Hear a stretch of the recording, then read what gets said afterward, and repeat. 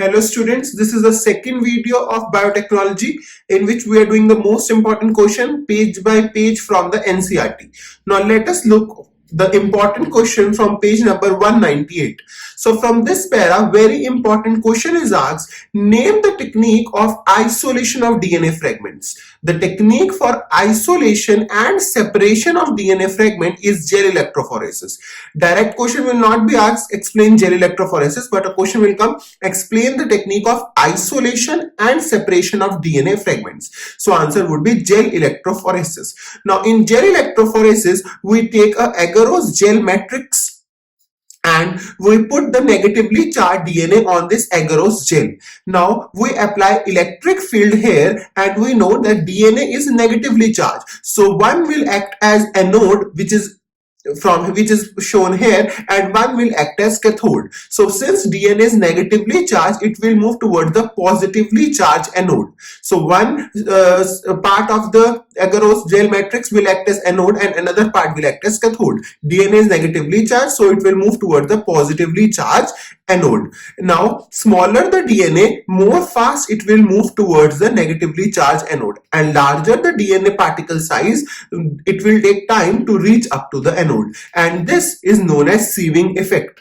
Now after when they are separated, the DNA are not visible. They are made visible with the help of a dye. A question can be asked, name a dye used in gel electrophoresis. The dye is ethidium bromide. So we use ethidium bromide as a dye so as to visualize the DNA fragments. Now another question, after the DNA has been visualized, this DNA is removed from the agarose gel by the process known as elution. So when they are separated by the help of gel electrophoresis, they are now taken out from this agarose gel band by the process known as gel electrophoresis, by the process known as elution in gel electrophoresis. So process of removing these DNA from the agarose gel is known as elution.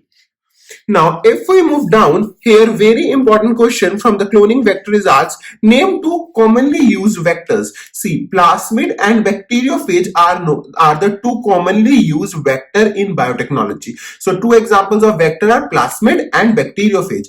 Plasmid is the extra chromosomal DNA segment present in the bacteria, which is extra chromosomal. It is circular, extra chromosomal, which can divide independent of the chromosomal DNA. And bacteriophages are the viruses which attack bacteria.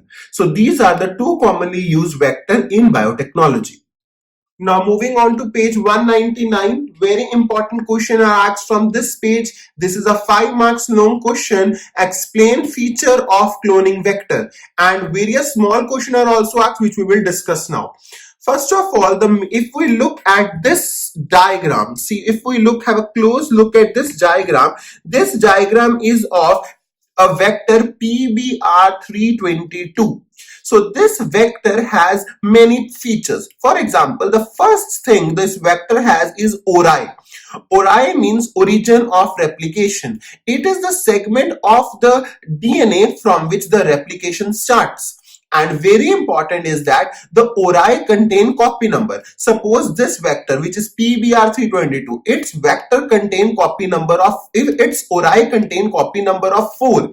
This means when this PBR322 will move inside the host, it will replicate 4 times inside the host. So this ori controls the copy number. Higher the copy number of the ori, more the number of times this vector PBR322 will replicate inside the host.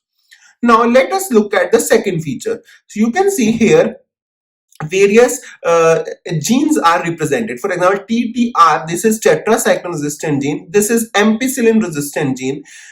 These genes, ampicillin resistance and tetracycline resistant gene, are known as selectable marker. The second feature of the cloning vector is selectable marker, which is shown here. As you can see, this I am highlighting, this is selectable marker. Selectable markers are the various genes which are present on the plasmid or on the vector. For example, ampicillin resistant gene and tetracycline resistant gene. So what is the function of these selectable marker like ampicillin resistant gene and tetracycline resistant gene?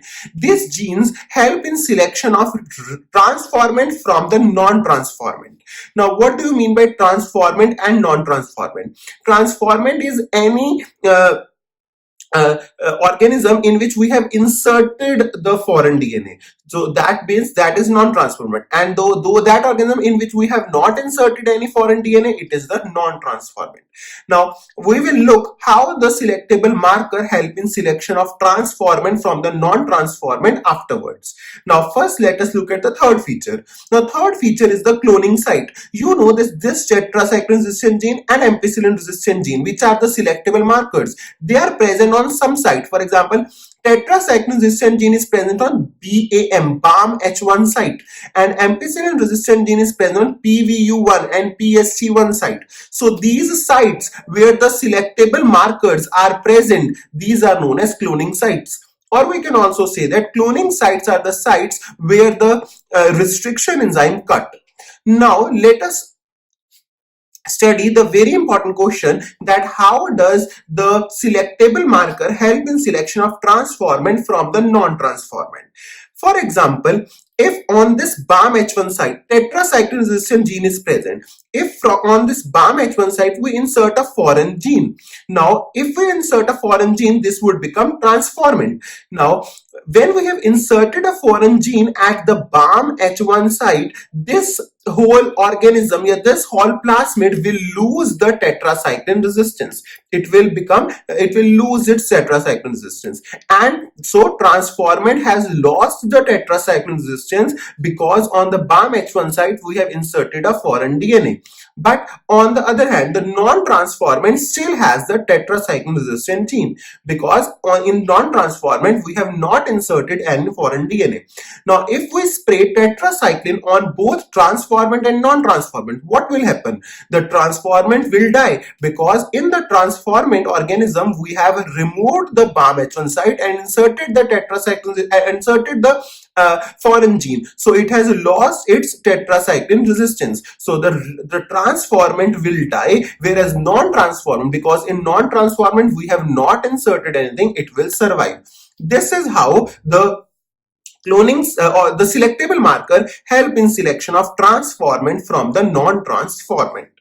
Now moving on to page 200. In this para, very important question is asked, what is insertional inactivation? Explain. So insertion inactivation means we have a gene which codes for enzyme beta galactosidase. Suppose we have a gene which codes for enzyme beta galactosidase, and this beta galactosidase enzyme, when it comes in contact with color producing substance or a chromogenic substance, it produces blue color colonies.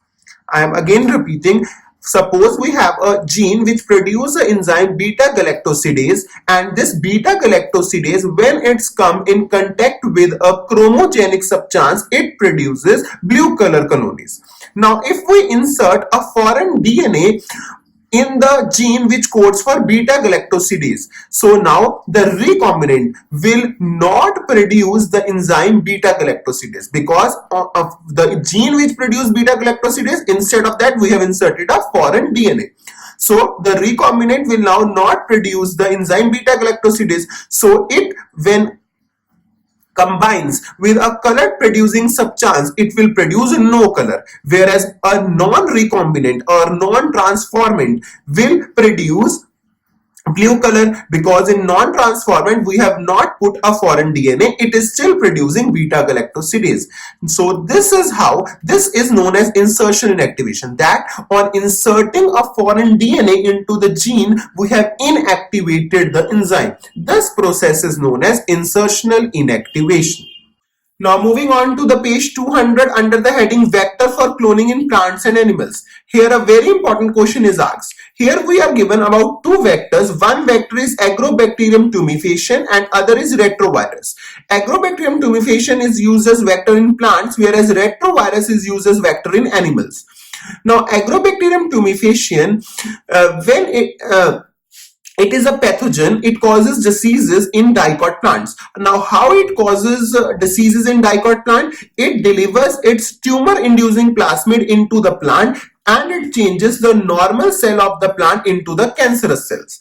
So now, if we will use Agrobacterium tumefaciens as a vector, what will happen? It will change the normal cell of the plant into the cancerous cells. So what we do, we make the Agrobacterium tumefaciens non-pathogenic. Now, because it has been made non-pathogenic, now it can be used as a vector to deliver the foreign DNA into the host, but now it will also not cause any disease in the plant.